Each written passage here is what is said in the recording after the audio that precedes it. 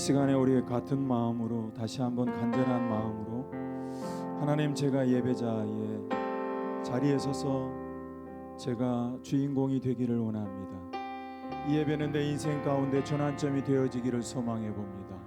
더 간절한 마음으로 주님 이름 한번 부르면서 우리 하나님 앞에 사모하는 마음으로 나아가겠습니다. 기도하겠습니다. 주여, 하나님 아버지,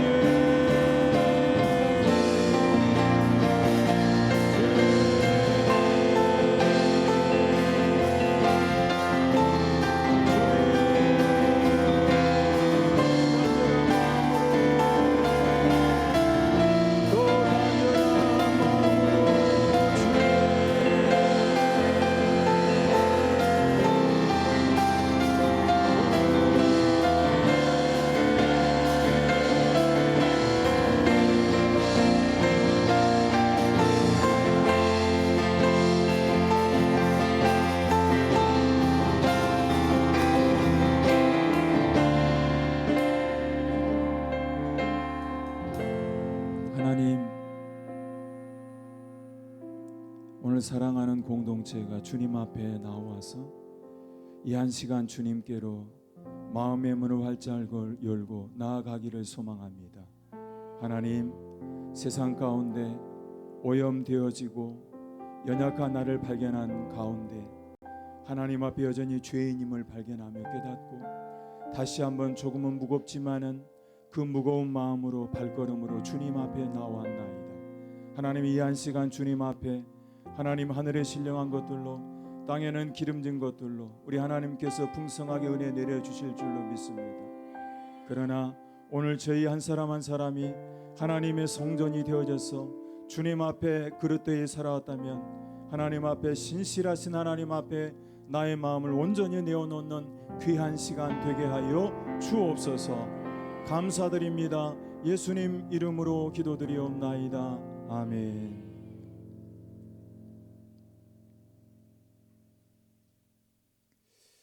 우리 하나님께서 오늘 우리에게 주시는 말씀은 사사기 2장 7절 이하 10절까지 말씀입니다. 사사기 2장 7절 이하 10절까지 우리 하나님 말씀 우리 한 목소리로 우리 합독하겠습니다.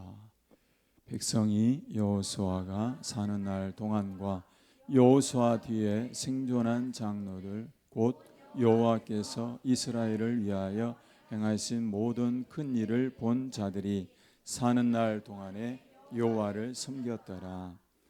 여호와의 종 눈의 아들 여호수아가 110세에 죽음에 무리가 그의 기업의 경내 에브라임 산지 가스산 북쪽 딥낫 헤레스에 장사하였고 그 세대의 사람도 다 그 조상들에게로 돌아갔고 그 후에 일어난 다른 여호와를 알지 못하 행하신 일도 알지 못하였더라. 아멘.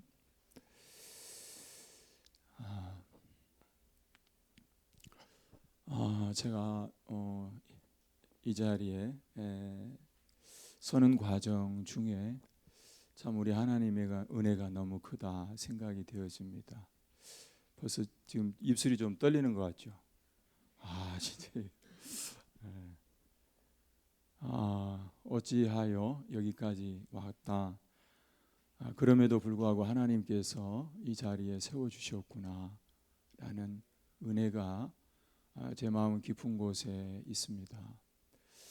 또 우리 존경하는 원장님을 통해서 지금 한국 교회와 그리고 이 대한민국에 있는 수많은 이 민족이 한국 교회를 향하여서 기대하는 것이 무엇인가를 우리 원장님의 삶을 통해서 제가 또 듣고 배우고 지금까지 달려오게 된 것 같습니다.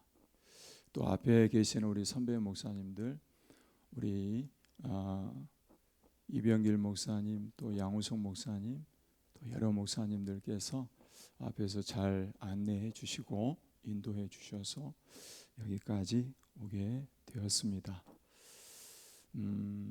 또 하나 우리 지난번에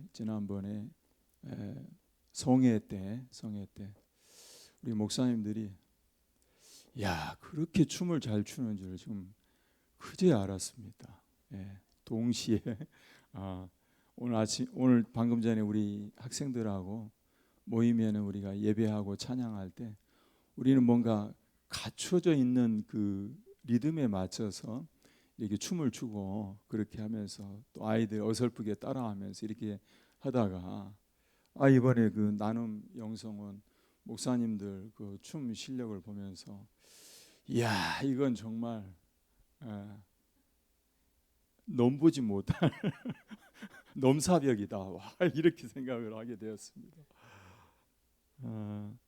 오늘 제가 말씀을 여호와께서 복을 주심으로라는 말씀을 좀 나누려고 하는데요. 나누기 전에 한국 우리 교회의 우리 역사를 우리 한번 볼 수 있었으면 좋겠다 싶습니다. 그래서 한국 교회 역사 하면은 우리가 생각나는 게 바로 100주년이 이제 1984년에 진행이 됐고요.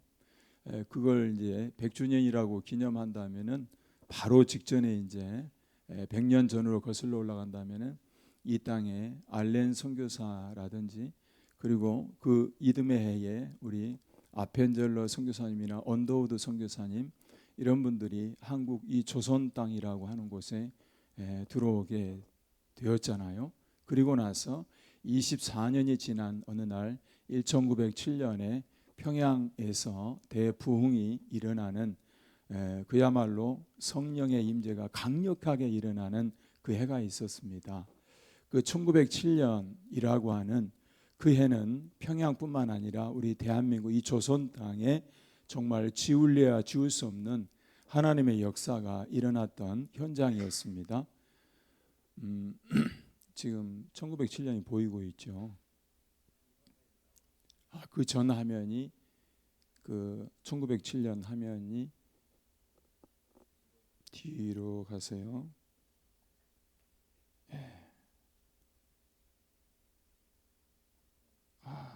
여기입니다.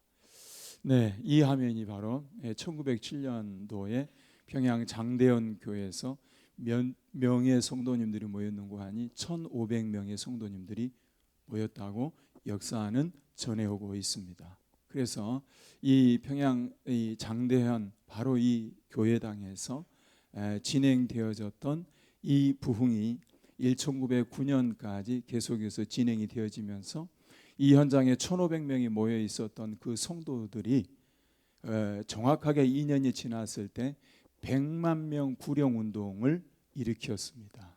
그래서 이 조선 땅의 이 부흥은 엄청난 폭발적인 성령의 역사가 일어났던 해였습니다. 그런데 100만 명 구령 운동과 함께 더불어서 5가지를 이곳에서 비전을 선포하게 됩니다. 그 5가지가 우리가 잘 알고 있는 대로 선교하고 그 다음에 성경을 갖다가 이제 다시금 해석을 해서 우리 한국말로 번역을 하는 번역 문서 선교라든지 그리고 의료 선교라든지 이런 것들이 들어있는데 마지막 하나가 제 마음속에 유독 와 닿았습니다. 그게 뭐냐? 교육 사역이었습니다. 여러분 그래서 그 교육 사역이 선포되어진과 동시에 이 조선 땅에는 교회마다 학교가 세워진 줄로 믿습니다. 그거 잘 아시죠? 학교가 세워지면서 동시에 여러분 학교 수업도 영어도 배우고 수학도 배우고 다 했겠지만 가장 먼저 예배가 진행되어졌다라고 하는 사실 알고 계시죠? 그래서 성경이 거기서 아이들에게 가르쳐지고 양육이 되어졌던 우리 한국 역사에 유유히 남아있는 그 사실입니다. 그래서 그런 역사의 교육이라고 하는 다음 세대에 대해서 한국 교회가 책임을 지고 그 교육 사업을 통해서 이끌어왔는데 정확하게 그 다음 장면에 가서 이제 선교 한국 100주년을 맞이했을 때 1884년에 15일 동안 진행이 되어졌습니다. 8월 15일부터 8월 19일까지 정확하게 5일 동안 진행되어졌는데 우리 학생들은 아마 알 거예요. 400만 명이 모였습니다. 그걸 계산을 하면은 나누기를 하면 어떻게 되냐면 매일마다 80만 명이 여의도 광장에 모였습니다. 그때가 바로 우리 한국의 기독교 역사에서 최정점에서 질적으로나 양적으로나 모든 부분에서 최정점을 찍었던 해가 바로 1984년입니다. 그때가 대한민국의 기독교인이 1200만 명이다 라고 하면서 야 얼마 지나지 않아서 대한민국 전체 5천만을 갖다가 다 복음화 하겠다 막 그렇게 들떠 있었다는 거예요. 그런데 바로 저 기점으로 해서 불과 몇 년이 지나지 않아서 여러분 한국교회에서 뭐가 사라지기 시작했냐면 바로 선교원이 사라지기 시작을 합니다. 그 말은 다른 말로 하면 아이들에게 아침마다 드려졌던 예배가 사라졌습니다.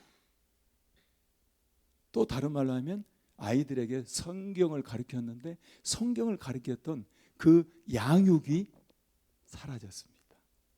그때 명분이 있었어요. 합리화할 수 있었어요. 그게 뭐냐? 주일날 하잖아. 아니 우리 아이들 주일날 다 와서 부모님 손잡고 와가지고 주일날 와서 교회 학교가 진행이 되어지잖아. 그런데 뭐 주중회까지 해야 되겠어? 너무 별나게 믿지 마 라고 하면서 한국 교회의 교회 학교가 점진적으로 사라졌습니다.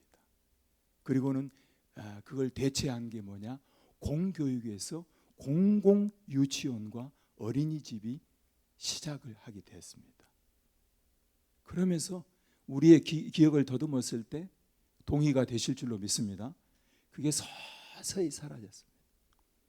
제 기억으로는 정확하게 2년 전에 우리 진주 땅에 220여 교회가 있는데 220여 교회 중에 한 군데가 선교원이 남아 있었는데 2년 전인가 3년 전에 문을 닫았습니다.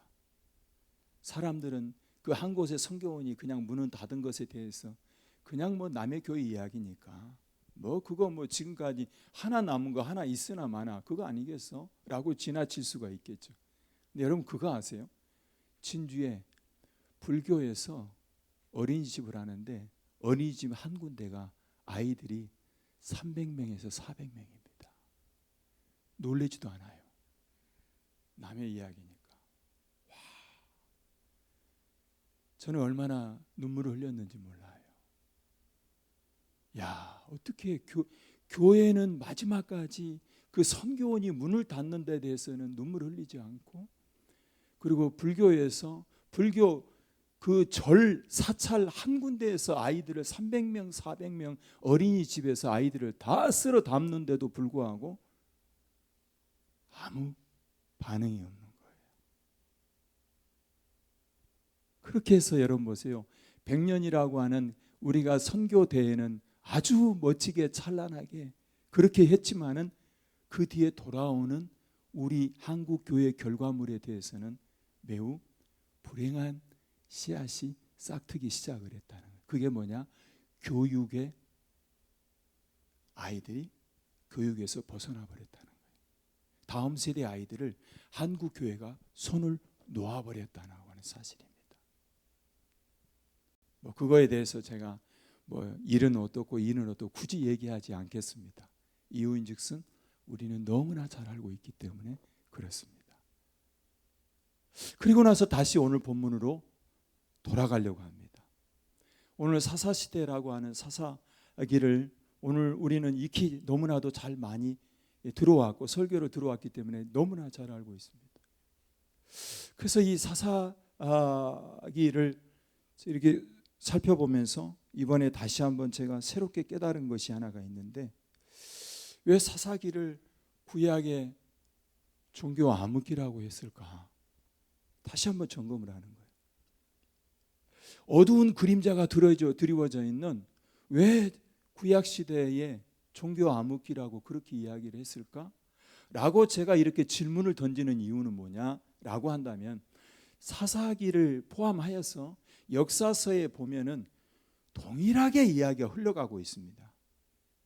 그 이야기가 뭐냐 하면 하나님 앞에 하나님 편에 섰었던 정말 자신의 삶 속에서 비교적 의롭게 살려고 했던 그런 왕들이 출몰하면, 예를 들면 여호사밧 왕 같은 이런 왕들이 출몰하면은 그 여호사밧 왕이 왕의 권좌에 일어섰을 때에는 그때는 백성들이 다 평안했더라. 그런데 못난 왕이 탄생을 했어요. 므낫세 같은 못난 왕이 탄생했는데, 이런 왕이 탄생했을 때는 세상에 온갖 우상들을 섬기고 잡신들을 섬기다 보니까 백성들이 영적으로 피폐해졌더라. 그런데 그런 못난 왕이 좀 빨리 살다가 빨리 돌아가셔야 되는데 또 살긴 또 오래 살아요. 그런데 그런 역사나 사사기에 나오는 사사기의 역사나 별 다를 바가 없더라고요. 예를 들면 이런 거죠. 사사기 3장 11절에 보니까 사사기 3장 11절에 그 땅이 평온한 지 40년에 그나스의 아들 온니엘이 죽었더나. 이 말은 풀어서 말하면은 온니엘이라고 하는 사사가 사역을 할 때에 40년 동안 사역을 했는데 그 기간 동안에는 하나님 앞에서 순종하는 삶을 살았기에 백성들도 다 그 40년 어간에는 뭐 했더라고요? 평온했더라 라고 기록이 되어져 있어요. 또 지나가서 얼마 지나지 않아서 3장 30절에 또 다른 사사로 바뀌어지거든요. 근데 그 3장 30절에는 다음과 같이 이야기를 하고 있습니다. 그날의 모압이 이스라엘 수하에 굴복하며 그 땅이 80년 동안이나 평온하였더라. 누구를 얘기합니까? 예후시라고 하는 사사가 다스렸을 때를 이야기를 하는 겁니다. 그러니까 열왕기서나 지금 사사기서나 왕이 불순종한다든지 불순종하는 그 기름 부은 종이 불순종하게 되어지면은 백성들이 동일하게 다 같이 외부로부터 핍박을 받거나 그다음에 외부로부터 침략을 당하거나 고통스럽게 그렇게 살아간다는 거예요. 그런데 똑똑하고 또 하나님의 말씀 앞에 바르게 서 있는 그런 사사나 왕이 세워졌을 때는 백성들도 평온했더라 라고 하는 내용이 사사기나 그다음에 열왕기서나 무엇이 그래 다를 바가 뭐에 있느냐 그 말입니다. 똑같더라는 거예요.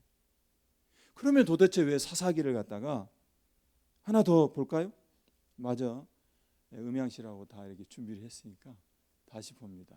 사사기 5장 31절도 보는 거예요. 다 같이 한번 읽어볼까요? 여호와여 주의 원수들은 다 이와 같이 망하게 하시고 주를 사랑하는 자들은 해가 힘있게 도둠같이 하옵소서 하니라. 그 땅이 40년 동안 평온하였더라.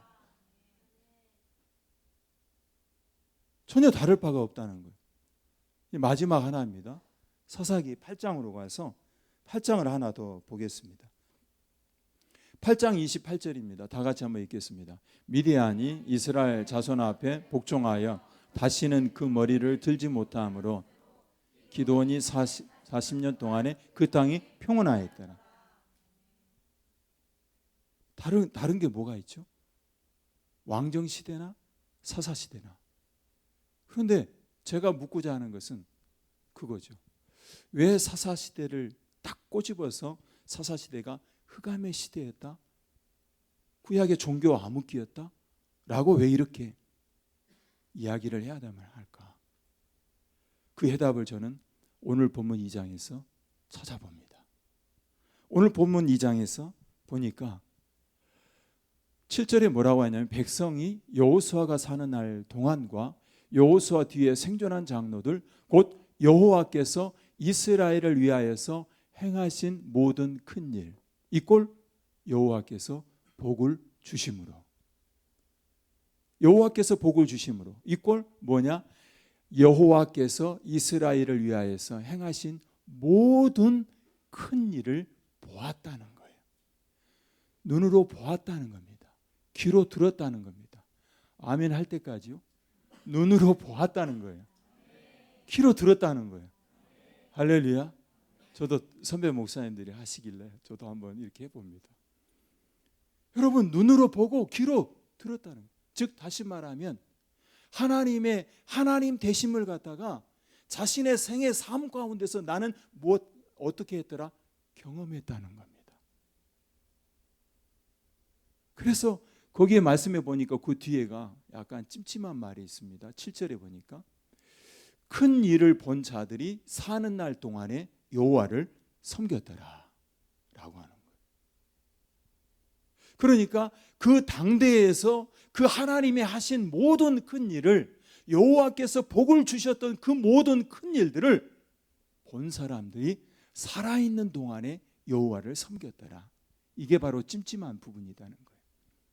이때 어떻게 해야 될까? 우리는 미리 결론부터 이야기한다면 이때부터 비로소 다음 세대들에게 양육을 하고 다음 세대들을 말씀으로 가르쳤어야 된다라고 하는 사실입니다. 그런데 하나님께서 저렇게 사인을 주면서까지 했는데 10절에 가서 보니까 이미 그 사인을 갖다가 소홀히 넘겨버렸다라는 것을 말씀을 통해서 느끼게 됩니다. 다 같이 한번 읽어볼까요? 그 세대의 사람도 다 그 조상들에게로 돌아갔고 그 후에 일어난 다른 세대는 여호와를 알지 못하며 여호와께서 이스라엘을 위하여 행하신 일도 알지 못하였더라 라고 되어 있습니다. 지금 10절에 가서는 하나님께서 이미 사인을 줬는데 7절에 사인을 줬는데 깨닫지를 못하는 거예요. 방관해버린 겁니다. 소홀히 해버렸어요.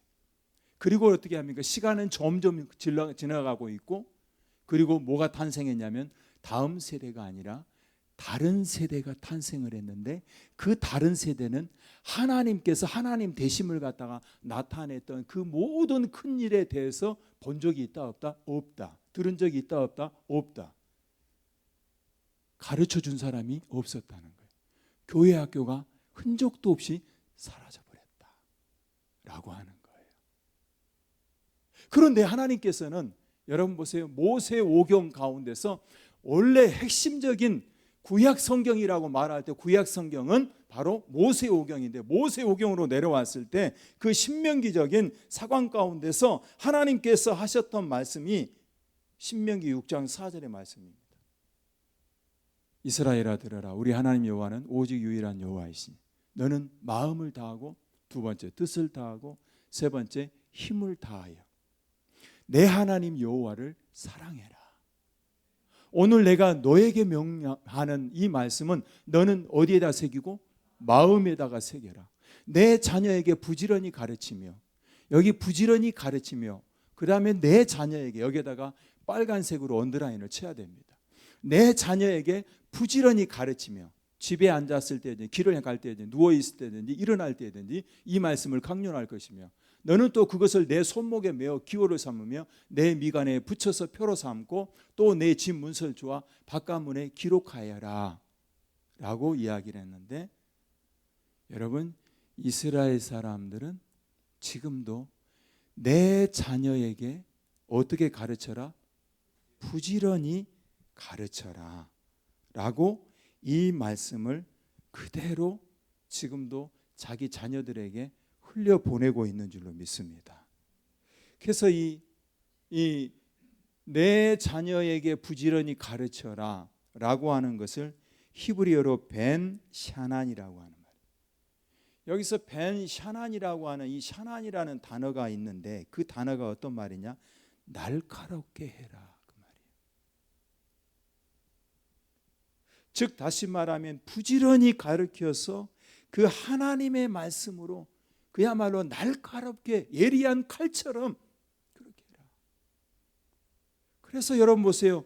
성경의 하나님의 말씀은 양날섬 검과 같아서 그 양날섬 검으로 혼과 영과 미 관절과 골수를 찔러 쪼개기까지 하며 또 상대방의 마음의 생각과 뜻을 감찰하시는 하나님의 말씀인 줄로 믿습니다. 그 말씀이기 때문에 내 자녀에게 부지런히 가르치라는 거예요. 이 말씀이 오늘 어쩌면은 오늘 이 한 시간의 키워드가 될 수 있을 것 같습니다. 내 자녀에게 부지런히 가르쳐라.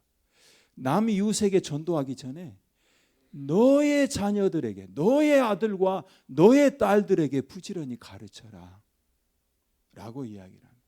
어떻게? 아주 예리하게, 아주 날카롭게. 13세가 되었을 때 그 성년식이 일어나기 바로 직전까지 그 하나님의 말씀이 너의 심령 가운데 각인이 되어지고 임프린팅 되어져서 내 자녀에게 가르쳐라 라고 하는 거예요. 그래서 제가 저희 아들이 대학교를 들어갈 때 사실은 대학을 보낼 만한 그런 어떤 여건이나 배경이나 이런 것들이 잘 못 되어서 아버지로서 뭔가 큰 소리로 한번 당당하게 해보려고 했던 말이 무슨 말이냐면, 아들아, 너는 말이야, 대학이 중요한 게 아니라 대학보다 더 중요한 게 있단다. 그게 뭐냐? 결혼이란다. 했더니 눈빛이, 아빠를 쳐다보는 눈빛이 완전히 무슨 그 우주인 쳐다보듯이, 우주인 쳐다보시, 얘가 쳐다보더라. 얘들로 태어난 척 하면서. 나중에 이제 결혼을 하고 나서 이 친구가 저한테 와서 한단 말이에요. 아빠가 그때 그 이야기를 왜 했는지 이제야 알 것 같아요. 네가 철이 들어가는구나. 지금 우리는 웃고 얘기했는데 여러분 다시 볼게요. 너의 자녀에게 부지런히 가르치라고 얘기했어요. 왜 전도가 안 되죠? 이스라엘 백성들은 결혼을 해가지고서 평균 아이를 몇 명을 낳냐면 6.5명인가를 낳습니다. 그리고는 다른 데다가 집중하지 않고 누구에게 집중하느냐? 저 하나님의 말씀에 집중하는 줄을 믿습니다. 이제 아멘도 안 나와 버립니다. 그래서 우리 아이들한테 얘기했어요. 너희들은 24살이 되면 공식적으로 너희들은 결혼을 할 수가 있다. 언제든지 목사님이 주례를 서줄게. 언제든지. 그러나 24살 되기 전에는 옷을 똑바로 입고 다녀야 된다. 그리고 저는 학교에서도 생활할 때 아이들하고 하이파이브도 안 합니다. 누구에게 안 할까요? 여자 학생들에게. 여학생들에게는 손톱도 안 닿아요. 닿는 순간 전기가 와버릴 수 있으니까 손톱도 안 닿고. 남학생들은 어떻게? 남학생이니까 안아주고 격려하기도 하고, 때로는 팔굽혀펴기 40개, 40개. 또 혼자 하면은 얘가 또 좀 처음에는 좀 그거 할 수 있으니까 나도 같이 한다. 40개. 요즘에는 제가 아침마다 8km를 걷습니다. 이야, 내 인생에 이런 날이 오는구나. 할렐루야. 아니, 원장님이 4시간 운동하신다는데 나는 나이도 젊어가지고 어디 젊은 것이 감히 아주 2시간씩 8km. 이야, 내 인생이 어찌하다 이런 날이 올 수. 오늘 요즘에 몸은 피곤하지만 너무 행복한 거예요. 야, 이렇게 건강해질 수 있구나 라고 하는 거예요. 그렇게 하는 이유가 뭐냐? 하나님께서 맡겨준 저 아이들을 부지런히 가르쳐야 되겠다.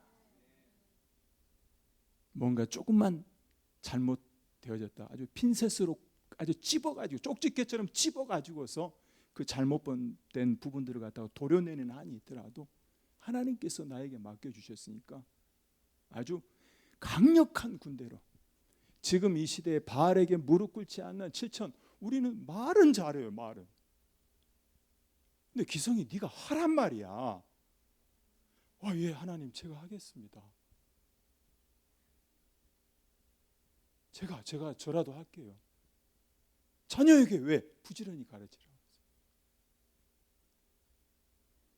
다시 우리 생각을, 다시 생각의 폭을 좀 유연하게 가지시기 바랍니다.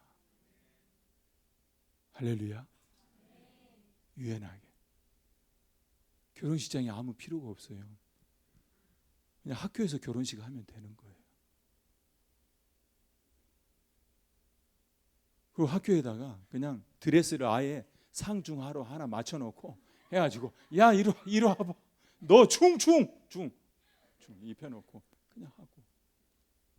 아니 무슨 신혼여행이 지금 어디 무슨 신혼여행이 무슨 필요해 지금 때가 어느 때인데.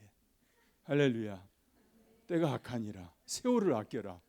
그러니 신혼여행도 아끼고 어떻게 우리는 어디로 간다? 나눔으로 간다. 할렐루야. 그래서 나눔 그 저기 뭡니까? 일정에 맞춰가지고 결혼식도 나눔 일정에 맞춰가지고 하는 거야.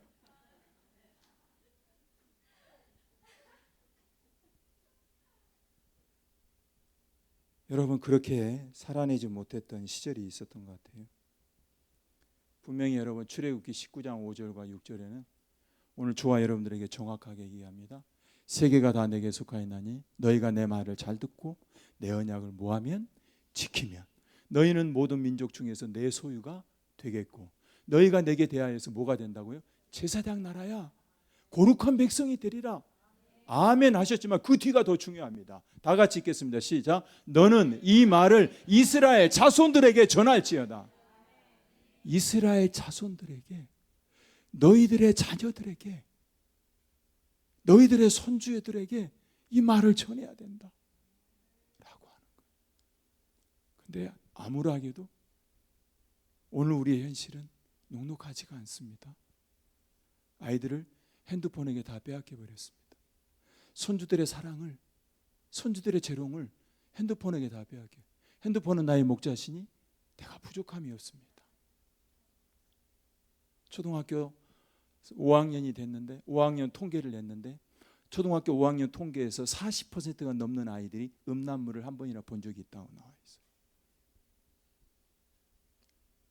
그런데도 그 아이들의 손에서 핸드폰을 이리 반납해 할 수 없어요. 왜냐? 문화가 그렇다는 거예요. 지금 이 시대의 문화 속에 우리가 함몰되어져서 살아가고 있고 이 시대 문화 속에 우리 아이들의 영성을 다 빼앗겨 버렸는데도 그걸 해소하지를 못하고 있어요. 오늘 한번 좀 냉철하게 한번 돌아보는 시간들을 가졌으면 어떨까 싶습니다. 그래서 이걸 놓쳐버리고 이걸 잃어버렸던 시대가 있었습니다. 호세아서 4장 6절에 가서 보니까 이렇게 말씀하고 있습니다. 내 백성이 지식이 없으므로 망하는도다. 망해가고 있는 거야. 내가 지식을 버렸으니 나도 너를 버려서 내 제사장이 되지 못하게 할 거야. 출애굽기 19장 5절에서 6절에서 정확하게 하나님께서 너희가 내게 대하여 제사장 나라가 될 거야. 너희가 내게 내 민족이 될 거야. 약속했지 않습니까? 그렇지 않나요? 아닌가요? 정확하게 말씀했습니다. 하나님께서 어떻게 합니까? 삼천포 인생으로 삼천포로 나가버리니까 하나님께서 너가 제사장 나라가 제사장이 되지 못하게 할 거야. 그 밑에가 더 중요합니다. 너 하나님의 율법을 잊었으니 나도 내 자녀들을 어떻게 했다? 잊어버리겠다. 로마서 1장의 말씀으로 하면 유기한다 그 말입니다. 그들이 방탕한 삶으로 살아가도록 내버려 둬. 하나님께서 내버려 둔다는 거예요. 어느 날 밤중에 칠흑같이 어두운 밤중에 비가 쏟아지는데 차를 타고 가는데 두 마리의 그 집에서 기르는 강아지, 아주 예쁜 강아지가 그 어두운 밤중에 비가 오는데 길거리에서 그렇게 다니고 있더라고요. 이거 뭐지? 얘들이 너무 예쁜데? 라고 하고 다시금 목적지를 향해서 갔다가 다시금 돌아오는데 바로 그 자리에서 두 마리가 다 죽어 있는 거예요. 그걸 뭐라고 하냐? 유기견 사망했어요. 주님이 유기하신다는 거예요. 주님이 너희들의 자녀들마저도 내가 잊어버리겠다 라고 말씀하십니다. 그리고 하나님께서 그 경고의 말씀에도 아랑곳하지 않아서 하나님께서 북이스라엘 바로 이 호세아 선지자 시대에 하나님께서 멸망을 시켜버렸습니다. 그리고 하나님께서 그걸 사인으로 어떻게 했어요? 호세야, 야, 너 말이야, 너 이리 와봐. 너 있지? 너 음란한 여인과 고멜이라고 하는 여인과 아주 상당히 이 음란한 여인과 너 결혼을 해야 돼. 그리고 나서 너 음란한 자식들을 낳아봐. 네가 이스라엘이라고 해라. 첫 번째 아들을. 내가 하나님께서 너희들을 흩어버릴 거야. 경고 첫 번째. 두 번째, 루아마, 내가 긍휼히 여기지 않을 거야 라고 두 번째 경고. 다 무시해서 세 번째, 로암이라고 해라. 너는 내 백성이 아니야 라고 하나님께서 유기해 버렸다라고. 돌이켜보면 오늘 우리의 인생 가운데서도 동일하게 하나님께서 오늘 우리의 삶에 개입하시고 오늘 우리의 삶에 오른손으로 펼치셔서 하나님의 사랑의 그 메시지로 우리에게 찾아오셨지만 오늘 저와 우리 모두의 삶 속에서 그 하나님을 경홀히 여기지는 않는지 돌아보는 거죠. 저는 가끔가다 우리 학생들에게 감사하다고 인사를 합니다. 너무 감사하다. 왜냐하면 너희들이 아니었다면 여기 서 있는 나도 내가 하나님의 말씀대로 이렇게 살아내지 못할 거야. 아니 쟤들이 없는데 내가 아침에 뭐하려고 8km씩 뛰고 저 율동 저 따라 서려면 엄청 운동 많이 해야 돼요. 체력 관리 많이 해야 돼요. 밥 먹는 거 보세요. 아까 우리 진주에 보면은 그 두루치기 산더미 두루치기라는 이름이 있어. 말 그대로 다른 데서 볼 필요가 없어. 우리 학생들 보면 알아.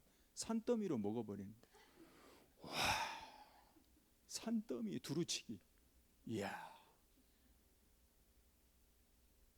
그리고 소리를 안 내도 될 때에서는 소리를 내고 소리를 내야 될 때는 소리를 안 내고. 이야, 진짜. 마음 같아서는 정말 아주 주먹이 막 그냥 하루에도 몇 번으로 날아가고 막 그랬을 건데. 주님이 뭐라 하냐?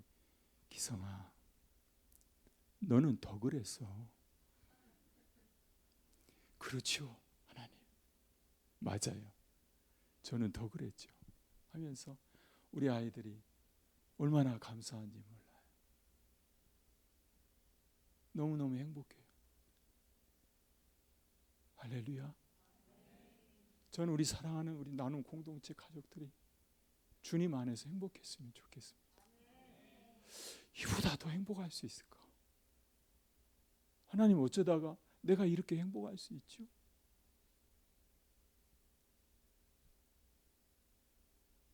지금으로부터 한 11년 전인가 제가 서울에 있다가 제가 좀 신분이 참 특이합니다.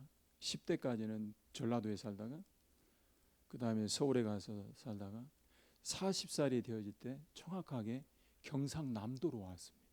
제가 첫 번째 설교를 딱 끝냈더니 우리 집사님 한 분이 뭐라 하냐, 대놓고 말을 하지 않으면 뭐라 하냐, 목사님 말씨가 서남 쪽 말씨 같아요. 곰곰이 생각을 해서 서남 쪽이면 어디지? 그러니까 설교 한 번에 이분이 딱 알아맞힌 거예요. 제 사투리가. 어이 세상에, 내가 서울에서 20년을 넘게 살았는데 아직까지 이 사투리가 있구나. 그랬더니 제 앞에 2년 먼저 개척을 했던 우리 전사님이 저한테 첫 마디가 저를 보자마자 말해요. 목사님, 고향을 말하지 마세요. 그래서 이 사람이 이 인생이 이렇게 고루하구나. 어떻게 고향? 아니 지금 나한테 할 소리가 지금 고향을 말하지. 그랬더니 딱 설교 한 방에 아하, 왜 이야기했는지 이제 뭔가 감이 오기 시작을 하는 거죠. 왜 이야기했구나. 내년이 보니까 제가 20년이 되거든요. 근데 20년 이렇게 되어지면서 약 한 3년 전까지 제가 저 사례비라고 하는 게 있잖아요. 저 사례비라는 단어를 잘 어색하거든요. 사례비, 생활비 뭐 이런 거잖아요. 근데 이렇게 받아본 게 몇 번 안 돼. 손가락으로 세어요. 안 받은 게 아니라 못 받았어요. 이 말 이해되시죠? 네, 이해되시는 분이 있으니까 그냥 지나가면서 안 받은 게 아니라 못 받았다 그 말이에요. 그러면서 이 목회를 해왔죠. 야, 근데 딱 제가 생각나는 거 두 번 저희 아내하고 관련 있는 건데 저희 아내한테 한 번은 뭐냐면 그 지금 현재 그 땅입니다. 그 땅에 그 뭐죠? 석분이라는 거를 24돈 차에다가 이렇게 실어가지고 논바닥이니까 맨 땅이 논이잖아요. 저희 목회 인생이 맨 땅 인생이었어요. 그래서 맨 땅을 사가지고 거기다가 석분을 깔아야지만 살겠더라고. 논이니까.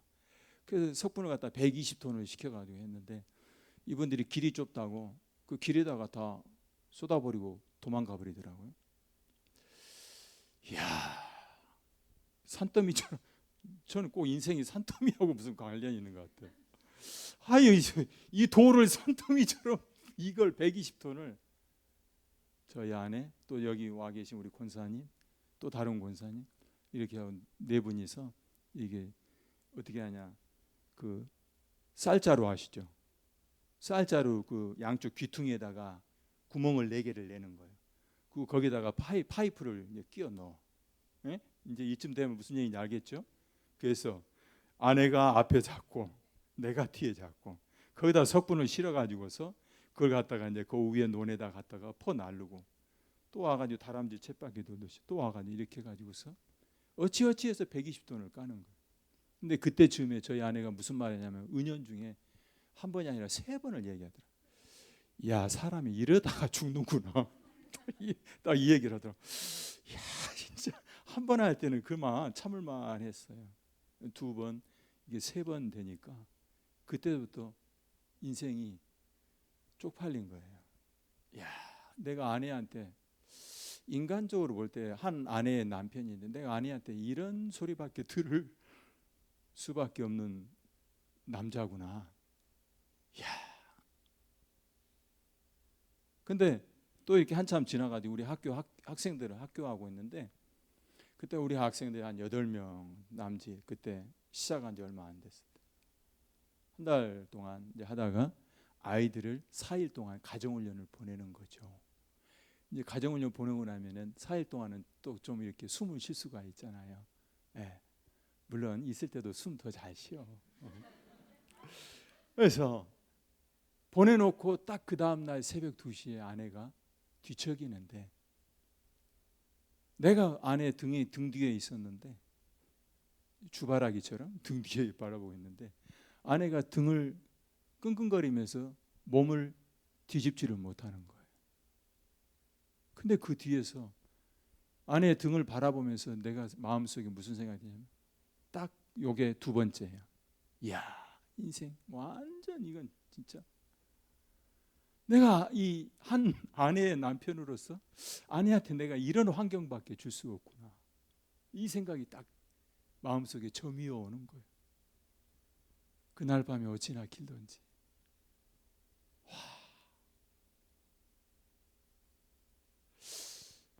그렇게 견딜 수 있었고 참을 수 있었던 것은 제가 그 11년 전 아까 이야기하다 말았는데 11년 전에요. 무슨 일이 있었냐면 진주에 내려와 보니까 진주에 한 학급에서 30명, 40명 남짓 되는 한 학급에서 예수 믿는 아이들이 2명이 안 되는 거예요.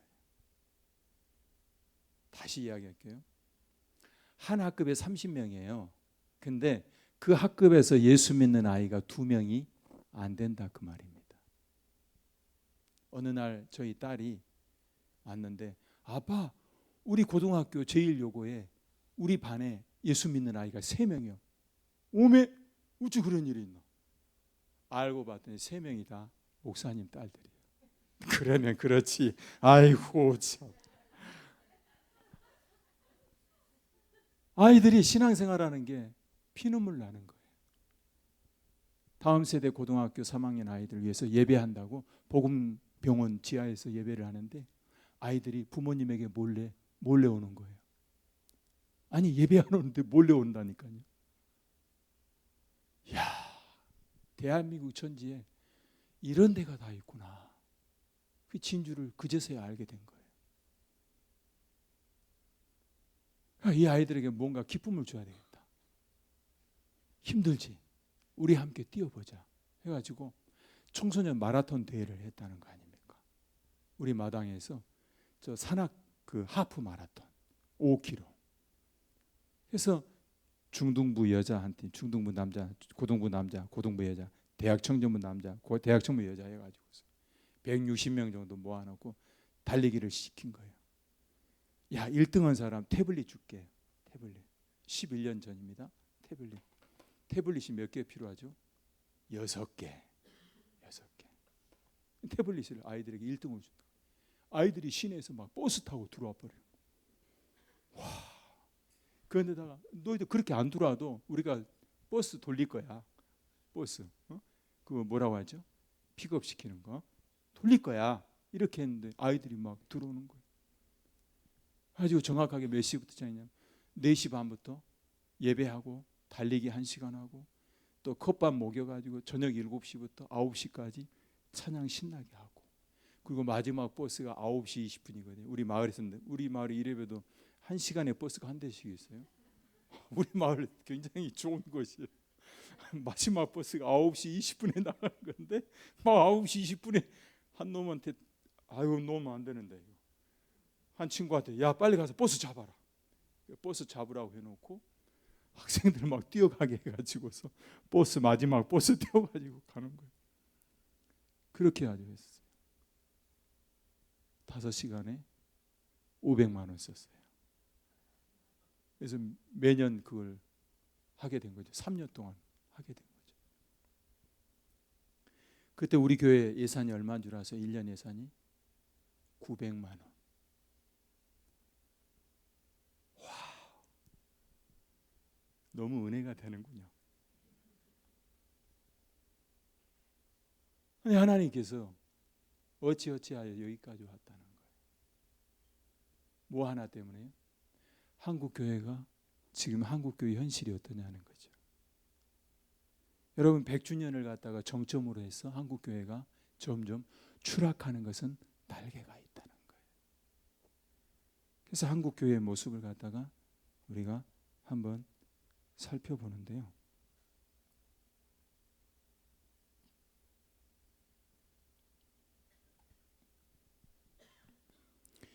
여러분 기억나시죠? 지난 2024년도 마지막 12월 달에 0.70이 무너졌습니다. 그러니까 한 가정이 결혼을 해서 아이를 낳는데 한 명도 안 되는 거예요. 이게 지금 한국의 현실이고요. 그러다 보니까 지금 한국 교회가 어떤 상황이 되어버렸냐면 대한민국 땅에 여러분 6만여 교회가 있다고 하고 저희 교단에는 9,800여 교회가 있다고 하는데 근데 교회 건물은 덩그러니 있어요. 그리고 너무 으리으리하고 아름답고 다 있습니다. 근데 놀라운 사실은 20대 이하 10대까지가 미전도 종족에 가입을 했다는 사실입니다. 이 미전도 종족이라는 단어는 우리가 선교 단어예요. 왜 어느 나라가 미전도 종족이다 이렇게 이야기를 할 때는 몇 프로 이하를 말하냐면 2%가 안 됐을 때를 말하는 거예요. 근데 지금 한국 교회가 미전도 종족으로 변해가는 세대가 있는데 그게 바로 10대들이라는 거예요. 지금 현재 감소 추세를 지금 저거 제가 만들어낸 거 아닙니다. 교회에서 연구소에서 만들어낸 데이터입니다. 2025년 몇만 명으로 돼 있죠? 2025년도 쭉 올라가다 보니까 노란 하얀 그 곡선, 하얀선, 노랑선 거기에 보면은 600쯤 나와 있죠. 네. 이게 뭐냐면 6만 명이다 그 말입니다. 6만 명. 지금 우리 아이들하고 지난 토요일 날 우리 총회 성경고사 대회가 있어서 총회에 서울에 올라갔습니다. 올라가서 저기 감리교단에 있는 여성교회관이라고 한남동에 있는데 거기서 이제 아이들 숙식을 거기서 하고 그 가까운 교회가 온누리 교회가 있습니다. 온누리 교회를 아이들에게 야 저녁 금요일이니까 가서 우리가 가서 예배 드리고 이렇게 하자라고 했어요. 온누리 교회가 7만 명입니다. 교인이. 근데 한 교회 교인이 7만 명이라고 하는데 지금 대한민국 전체 다 통틀어서 10대가 몇만 명이라고요? 그 한 교회만 또 못하다 그 말입니다.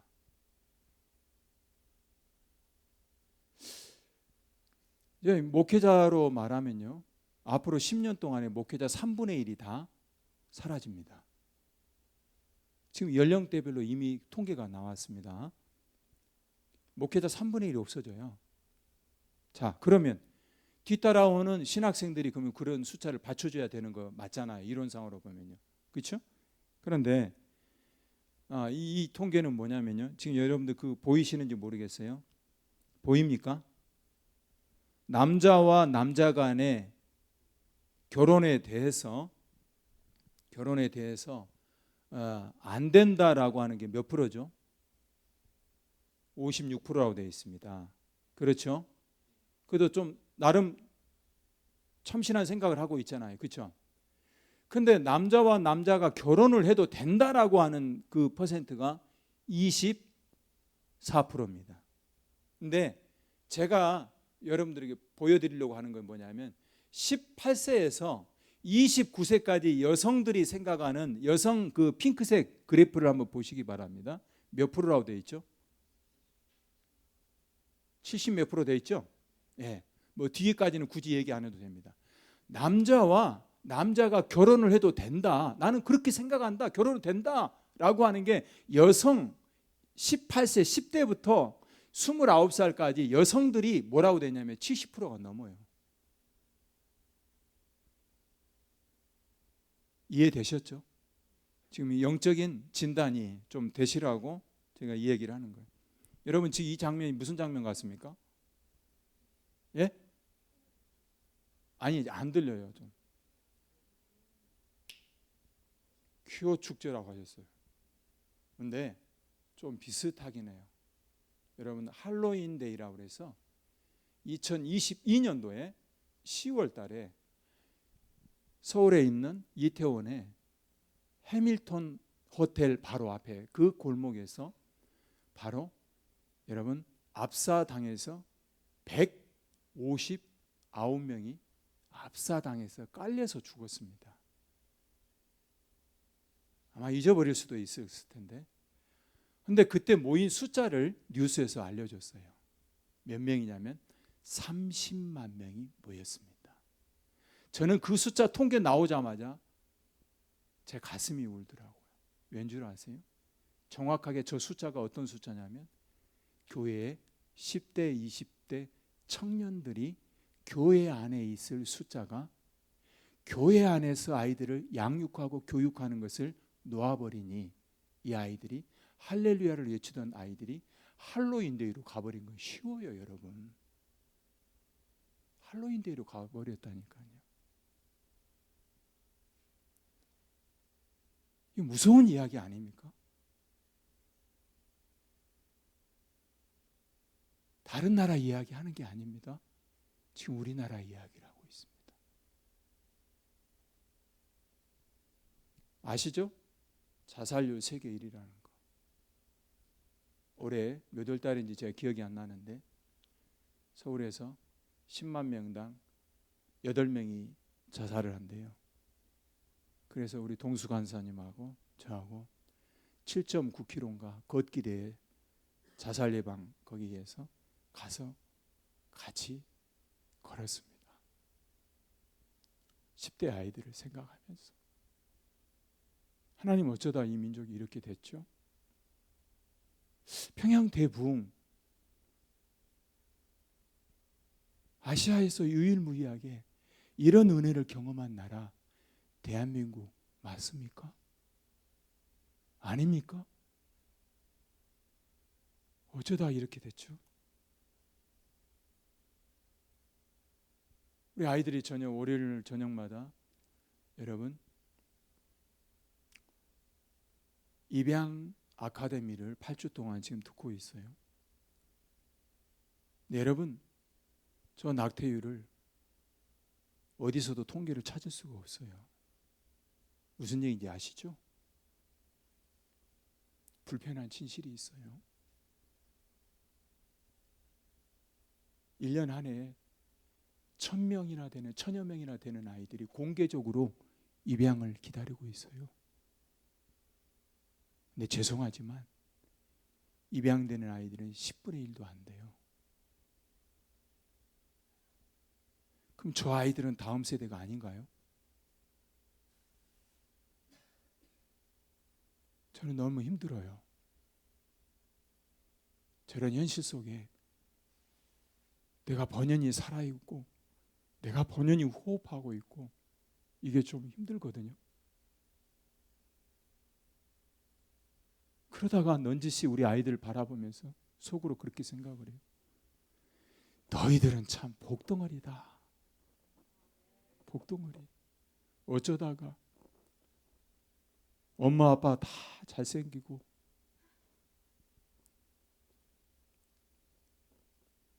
어쩌다가 이렇게 복을 타고났느냐. 그렇게 생각을 해요. 여러분 보세요. 신학교들 통계가 나왔습니다. 정원 감축 현황입니다. 저거는 정원을 아예 모이지도 않으니까 감축을 한 거예요. 그래서 맨 위에 보니까는 지금 한세대학교죠. 65명이 2011년에는 65명 정원을 시작을 했어요. 2021년도에 정원을 25명으로 내렸습니다. 61%가 내려왔어요. 그 밑에 부산장신 30명에서 12명, 약 60%. 한일장신 80명이 32%. 이렇게 쭉쭉쭉쭉 정원 감축을 했습니다. 했는데도 불구하고 그 감축에서도 또 미달인 거예요.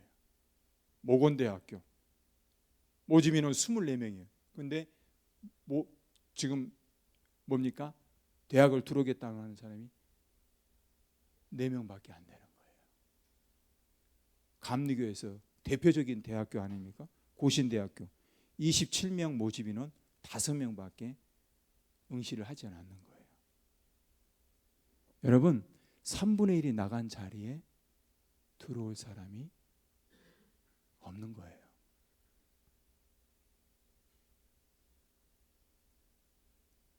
계속해서 미궁 속으로 빠져나가고 있습니다.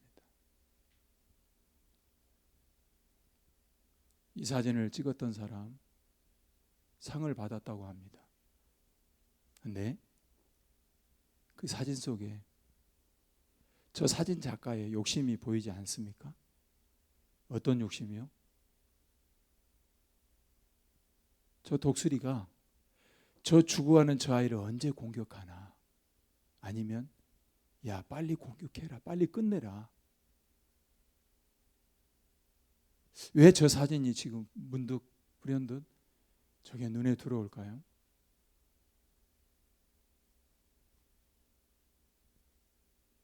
우리 아이들에게 이태원에 가서 한남동에 가서 하룻밤 자면서 계속해서 우리나라 1호 이슬람 사원을 저 먼발치에서 얘들아 저게 바로 우리나라 1호 이슬람 사원이야. 그리고 우리나라 정부에서 그 땅을 무료로 이슬람 그 사원에다가 무료로 제공하면서 그리고 이슬람 국가에서 대사관으로 올 때에 이 사람들에게도 종교의 권리가 있으니까 그걸 지킬 수 있도록 해주자 라고 해서 이태원에다가 이슬람 1호 사원을 건설을 했다는 거 아닙니까? 그런데 오랜 시간이 지나서 지금 2025년 현재 이 대한민국 땅은 그야말로 다민족 국가를 이미 공식 지정을 앞두고 있습니다. 이미 200만 명이 넘어버린 지는 한참 오래전에 지났습니다. 그러다 보니까 무슨 일이 발생했느냐? 여러분 전주의 이슬람 사원입니다. 부산 이슬람 사원입니다. 대구에 있습니다. 광주, 김포, 파주에 이슬람 사원, 안양에 있습니다. 경기도 광주에 이슬람 사원, 김해에 있습니다. 김해 여기는 그야말로 외국인들이 우리 김해 그 시민보다도 더 많습니다. 완전히 다 이슬람권에서 온 친구들, 아성이 되어버렸어요. 부평에 있습니다. 안산이고요, 부천이고요, 대전이고요, 송도에도 있고, 이렇게 계속해서 늘어나고 있으니까 이제 또 한쪽에서는 의식이 있는 우리 기독교에서는, 단체에서는 지금 깨어나서 이렇게 반대 시위도 하고 말이죠. 정책적으로 이제 피켓을 들어보기도 하고, 이런 일들이 지금 현재 일어나는 곳이 바로 다른 어떤 곳이 아니라 대한민국 땅입니다. 성경으로 다시 돌아가 볼까요? 성경으로 다시 돌아가면서, 자, 우리는 다 이쯤에서 어떻게 우리가 살아내야 될 것이냐 라고 하는 질문을 내가 내 자신에게 한번 던져봅니다. 분명히 성경은 말씀합니다. 여호수아서 1장 8절의 말씀입니다. 다 같이 읽을까요? 이 율법책을 내 입에서 떠나지 말게 하며 주야로 그것을 묵상하여 그 안에 기록된 대로 다 지켜 행하라. 그리하며 내 길이 평탄하게 될 것이며 내가 형통하게 되리라 라고 이야기합니다. 정확하게 율법책을 내 입에서 떠나지 말게 해라. 그것을 주야로 묵상하여라. 더 중요한 게 그 뒤에 있습니다. 기록된 대로 다 지켜 행하라 라고 하는 거예요. 제가 혼자만의 착각일까요? 아니면 제 혼자만의 어떤 생각일지 모르겠습니다.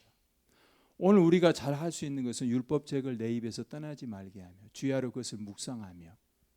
얼마나 우리가 묵상을 많이 합니까?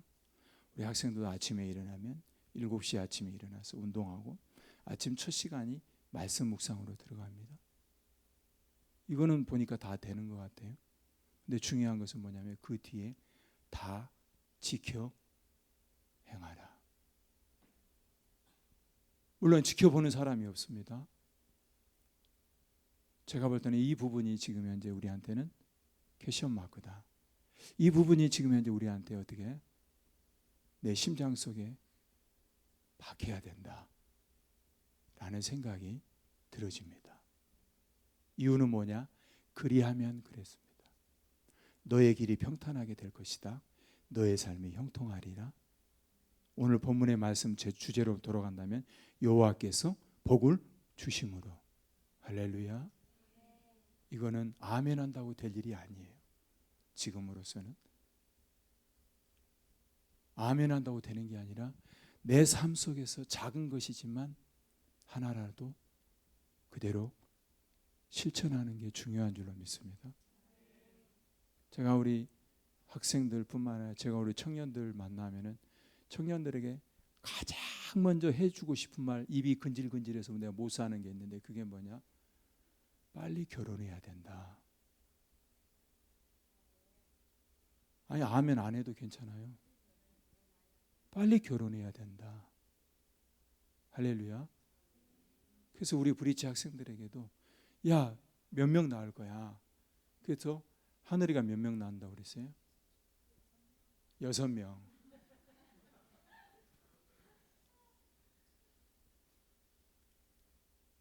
왜냐하면 우리가 무슨 생각을 하니까 다른 답이 안 나오냐면 둘이서 뭔가 하려고 하니까 답이 안 나오는 거예요. 왜냐하면 우리는 어떻게 하냐, 공동 육아를 하자 그 말이에요. 아미시 공동체. 우리가 공동 육아를 해서 저 밖에 있는 사람들이 아이들 낳지 않을 때 우리가 안에서 그냥 한 타스로 놔버리자. 할렐루야. 타스로 놔버리자. 근데 아멘은 하고 있는데 지금 문제가 뭐냐면 지켜 행하라라고 했는데도 불구하고 내 삶이 문화라고 하는 곳에서 한꺼번에 오랜 시간 동안에 뒤엉켜서 살다 보니 말씀보다도 그게 더 위에 있는 거예요. 너무 복잡하게 생각을 하는 거예요.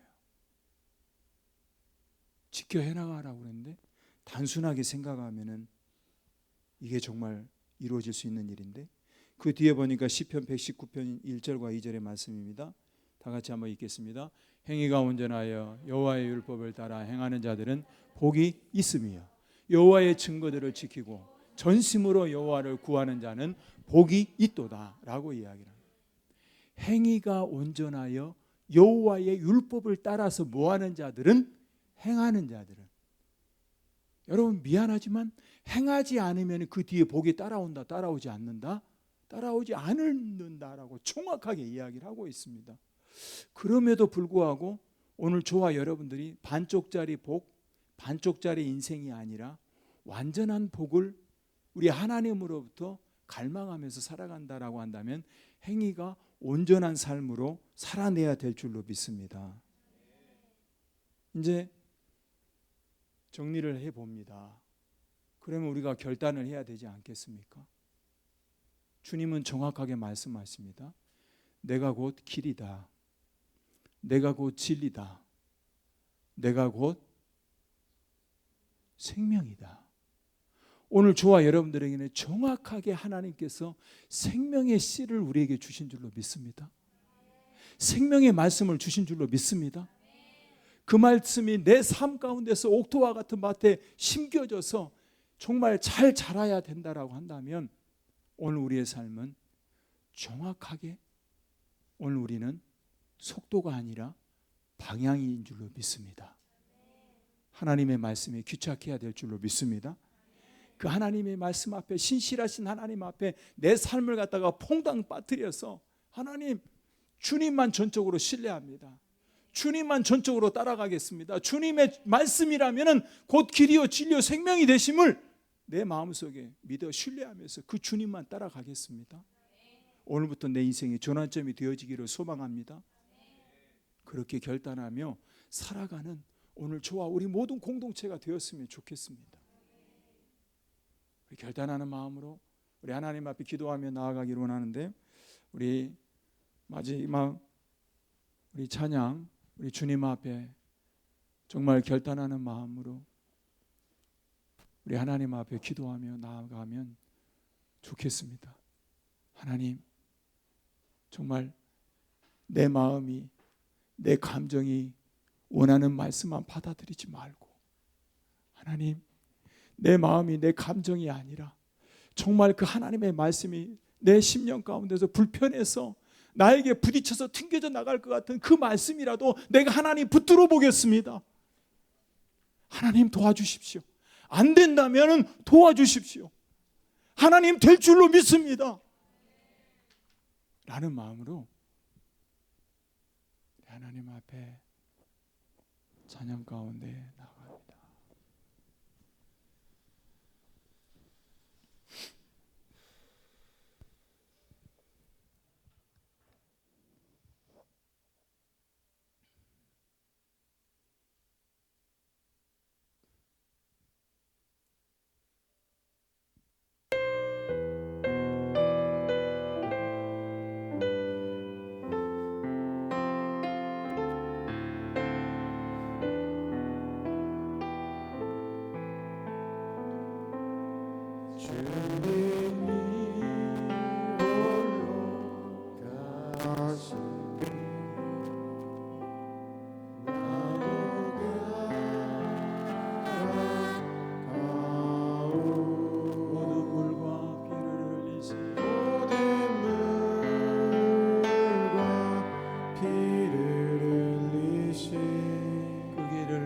그 길을 나도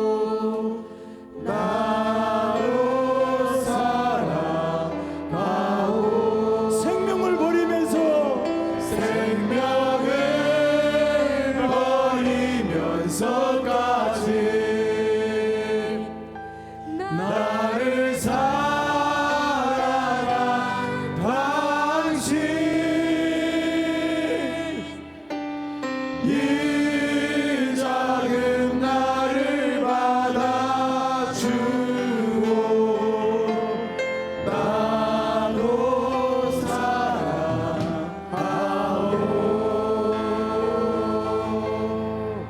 하나님, 촛대를 이 조국 땅에서 옮기지 마시옵소서. 다시 한번 하나님 두 주먹을 불끈 쥐고 다시 한번 하나님 앞에 나아가기를 원합니다. 말씀 앞에 일어서기를 원합니다. 하나님, 생명의 씨를 주신 하나님, 다시 한번 하나님 앞에 다음 세대를 무릎 꿇리게 도와 주시옵소서. 다음 세대를 양육하게 도와 주시옵소서. 다시 한번 한국교회가 다음 세대를 일으켜 세워달라고 이제 우리 하나님 앞에 주님 이름 제가 부르며 기도합니다. 기도하겠습니다. 주여,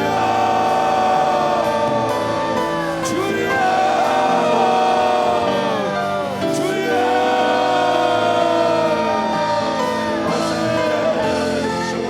하나님 살려주시옵소서. 하나님 불쌍히 여겨주시기 바랍니다. 하나님 믿음을 불쌍히 여겨주시기 바랍니다. 하나님 도와주시기 바랍니다. 촛대를 옮기시지 마시기 바랍니다. 하나님, 주님 앞에 나아갑니다. 아버지, 아버지 불쌍히 여겨주시고 하나님 용서하여 주옵소서. 하나님, 먼저 하나님 우리 주의 종된 하나님의 사랑 먼저 우리 하나님 앞에 나아가기 원합니다. 하나님 도와주시옵소서. 하나님 살려주시옵소서. 하나님 다음 세대를 회복시켜 주시옵소서.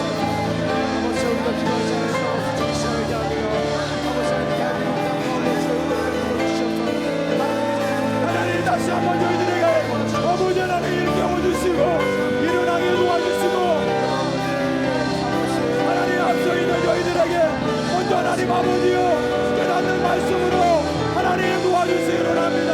다시 한번 이 민족을 하나님 살려주시고 다시 한번 하나님 마땅히 우리가 다음 세대들을 살려내야 될 그 사명, 그 중차대한 사명 감당할 수 있도록 하나님 은혜를 부어주시오. 하나님 능력을 주시오.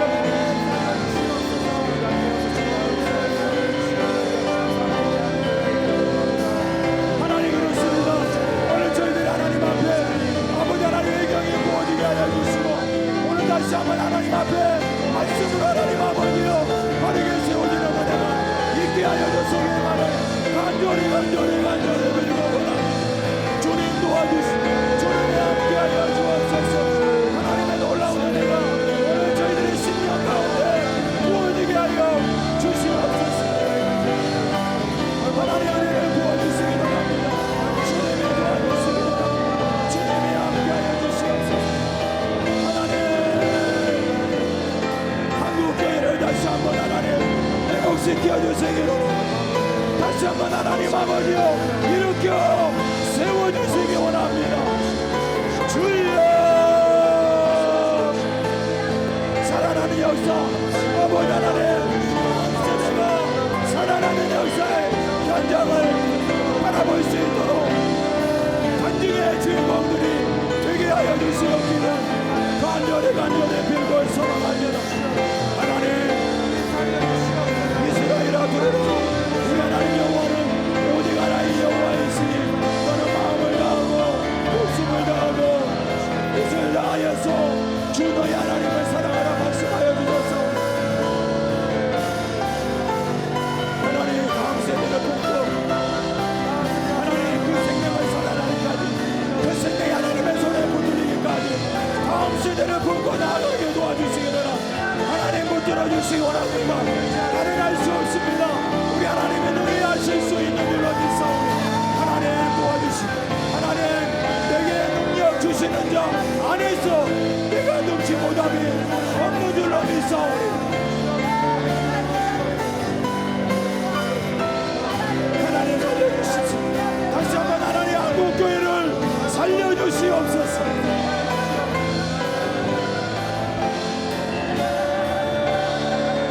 다시 한번 한국교회 회복시켜 주시기 바랍니다. 하나님, 이 죄인이 먼저 주님 앞에 하나님 회복하며 얘기하며 하나님의 뜻을 분별하며 하나님의 말씀 앞에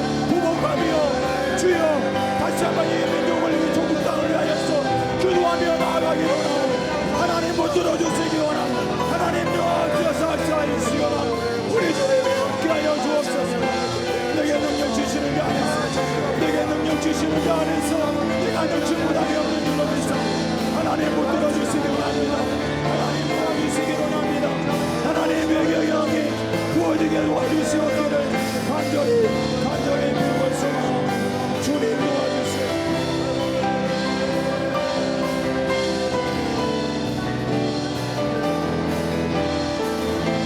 다음 세대를 살려낼 수 있는 환경을 설정하게 도와주시거나 하나님 말씀대로 하나님 아버지 실천하지 못한다면 반쪽짜리 하나님 아버지요 순종에 불과하오니 하나님 반쪽짜리 순종이 아니라 온전한 순종으로 주님 앞에 나아가게 도와주시옵기를 간절히 빌고 원합니다. 하나님 도와주시옵소서.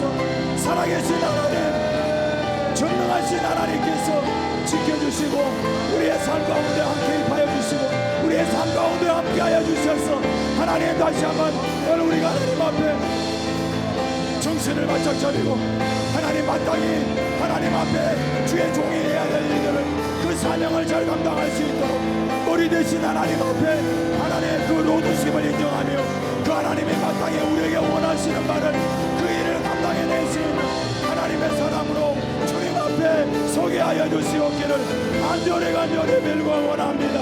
하나님 역사, 하나님 능력시, 하나님 도와주시오. 하나님 새 힘을 부어주시오. 하나님 새 힘을 부어주시오. 우리 주님의 함께하여 주실 줄로 믿습니다.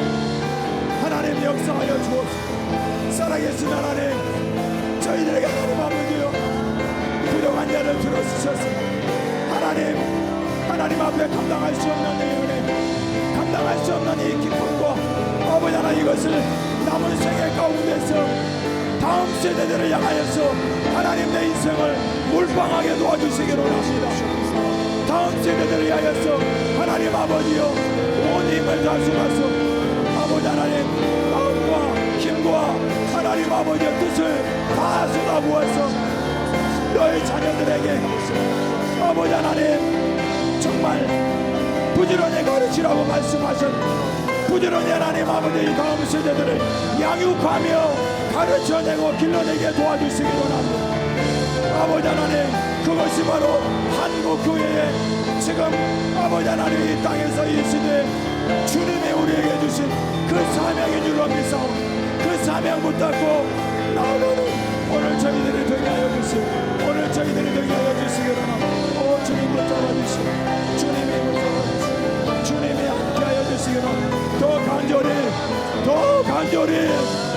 더 간절히 사모하는 마음으로 하나님 앞에 아버지를 치며 나아갑니다.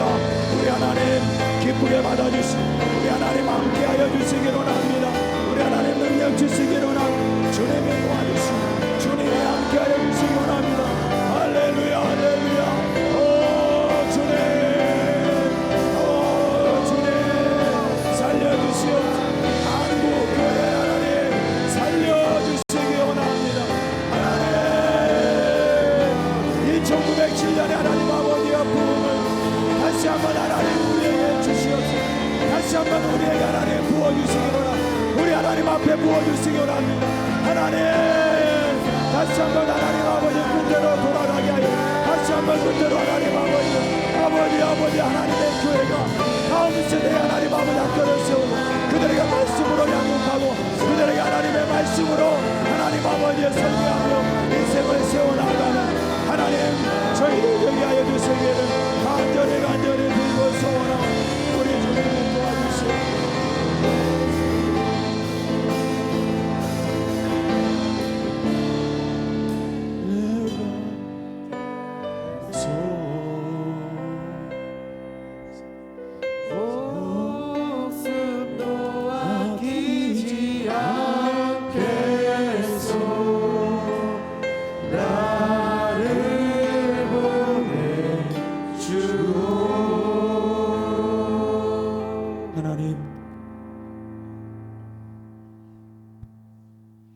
저 같은 무지렁이를 주님 구원해 주시고 하나님의 딸 삼아 주시고 하나님의 아들 삼아 주신 그 하나님의 천년의 약속이 아버지 하나님, 영원히 내가 너와 함께 하겠다고 하셨던 그 사랑, 하나님의 그 사랑이 내 마음속에서 성령 하나님을 통하여서 꿈틀거리고 있습니다. 어떻게 다 표현할 수 없는 언어, 어떻게 다 표현할 수 없는 제한적인 나의 인생 가운데서도, 그럼에도 불구하고 우리 하나님께서 나를 받아주시고 나를 하나님 아버지 들어 사용하여 주신 이 사실 앞에 감격하면서 남은 생에 하나님 아버지 그 뜻을 받들어서, 하나님 다시 한번 우리가 용기를 내어서 주의 뜻을 헤아리며 주의 뜻을 따라서 살아내는 오늘 저희들이 되어지기를 소망합니다. 하나님 앞에 드려진 예물 주님이 기쁘게 받아주셔서 이 예물 가운데 하나님 기도의 제목들, 하나님의 비전들, 아버지 하나님 오롯이 하나님께서 그대로 이루어 주실 때 하나님의 방법으로 100배 60배 30배로 하나님 응답해 주시고 반응하여 주실 줄로 믿습니다.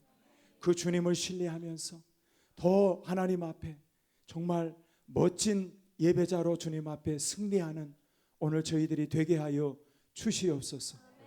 감사드립니다. 지금은 우리 주님 예수 그리스도의 은혜와 하나님 아버지의 크신 사랑하심과 성령님의 위로 교통 역사 충만하신 은혜가 여호와께서 복을 주심으로 이미 받은 그 은혜를 헤아리면서 남은 생애 가운데 나의 삶과 우리 공동체의 삶을 온전히 올려드리기로 결단하는 우리 모든 믿음의 공동체 머릿머리 위에와 저희들의 가정과 생업과 건강 위에 이제로 영원토록 함께 하시기를 간절히 축원하옵나이다. 아멘.